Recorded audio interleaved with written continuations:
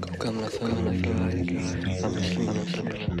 A je během toho myslím na tvoje cítění neuvěřitelné.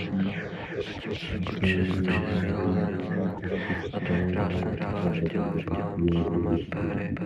Mám v hlavě miliardy a víc, jen ti stejně já.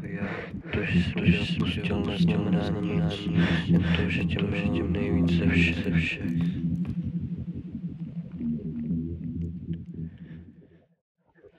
Svět býval jednou krásnou pár extáz, si prolítalý houdem a doufal, že se jednou vrátí svět moc krásný, když malicherný se zdá být jediným východiskem.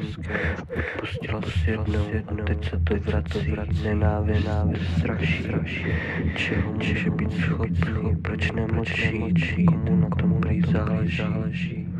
Slova a se plete pod nohama, až ztrácí rozum, bude tak krásně skřik.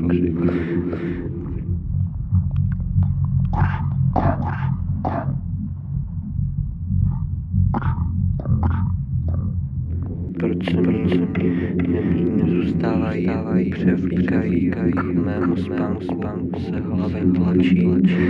Přátel baru, jen hadě stále, takhle to končívá vždycky. Nevěřím, nikdo bere se dramaticky, očistě prázdnoty jako rebel, bude to někde jako dřív, bude to někde jako tehdy. Moc nevím, co si o tom mám myslet, zase jsem tam a chtěla jsem mě a moc furt, nevím, co si o tom mám myslet, jsem snad nevděčný, když chci žít dál, tak, nebo se snad rozpadá, má postižou věcí,